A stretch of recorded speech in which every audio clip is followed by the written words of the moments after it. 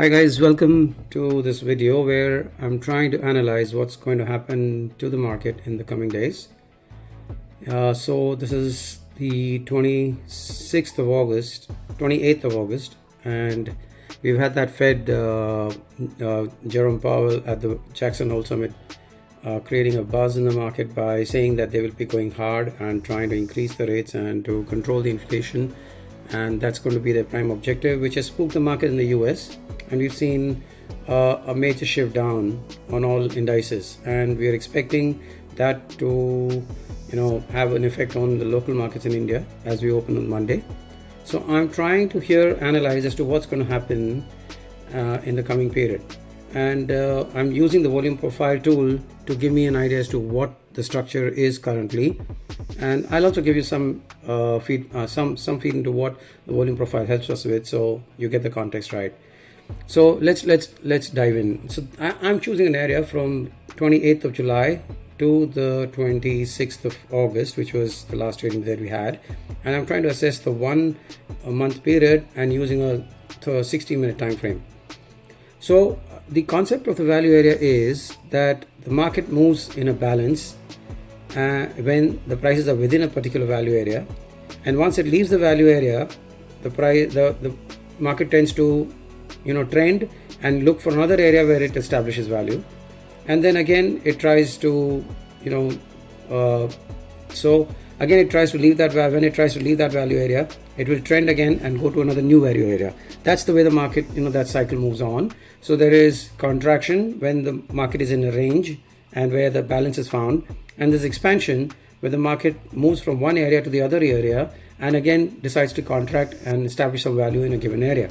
So if you look at this chart, we have three areas marked here, and I have tried to analyze what are the three areas of balance that we found within the last 1 month. And the first area in balance was from the 29th of July. We were in balance till the 10th of August.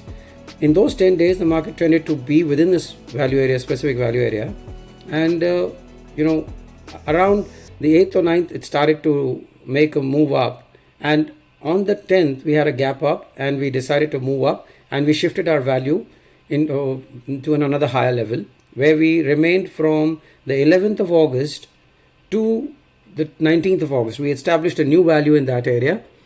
That's the value area number 2 that you see here. And subsequently, after the 20th till the end of the month or the last Friday, there was a new balance that was created in the third balance area that you see. So what you see here is that prices tends to move in the area of balance, then trends to another new area which again creates balance, and then again leaves that area of balance to get to a third area of balance. And this is where we are right now. We are in the third area of balance at this point of time.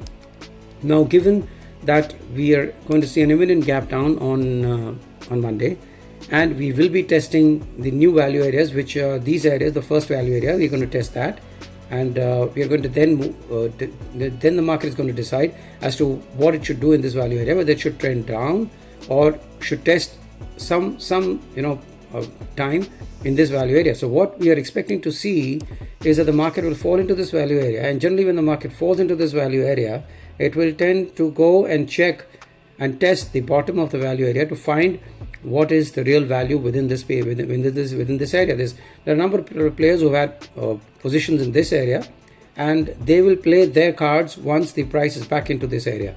So the market is going to test the 17,250 level in all probability, and probably spend some time here in consolidation before it decides to take the next move. So for the next 7 to 8 days or for the next week, we should expect the market to oscillate between these two levels, between 17,250 to 17,500, until we see a major breakdown in the US and we decide to skip this value area and go lower to another value area, which is going to be way behind. If you go to see, the next value area is way below, and that would mean a spiral down to, according to me, that would mean a spiral down to this value area, which is way below and right up to 16,600. So if the market decides to follow into this value area, then we are bound to test 16,600 and 16,500. That was an earlier value area. We have one more value area here on the top, but this was not a significant move. This was probably a day's move, and I don't see much of a resist or chance of the market spending a lot of time here. The market will tend to move. Even if it reaches this area, it will tend to move to this area. So 17,250 should be a line in the sand, and if we breach that, we should be looking at 16,600. So this market structure is something that tells me that we should spend some time between 17,250 and 17,500, and if this balance is not something that the market likes or cannot digest this value area, there is a chance that we move lower and we go down to the 16,600 level, 16,500 to 16,600 levels.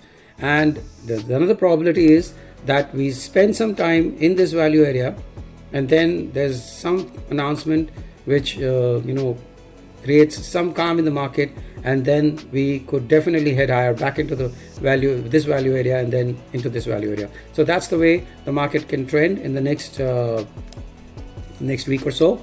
And if you keep this macro picture in your mind, if you're doing intraday trades, keep this macro picture in your mind when you trade. And if you have a long-term vision, you should understand that the market may oscillate between these two levels for some time and take a breather, and then probably make its next move at the boundaries of 17,500 and 17,250. I hope this gives you an idea as to how the market can behave in the next couple of weeks, or maybe a week. And this idea of value area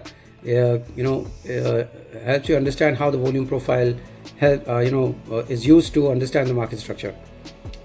If you need any more information, please comment in the comment box, and I will be happy to release one more video to explain to you how the the volume profile can be used to assess the moves in the market.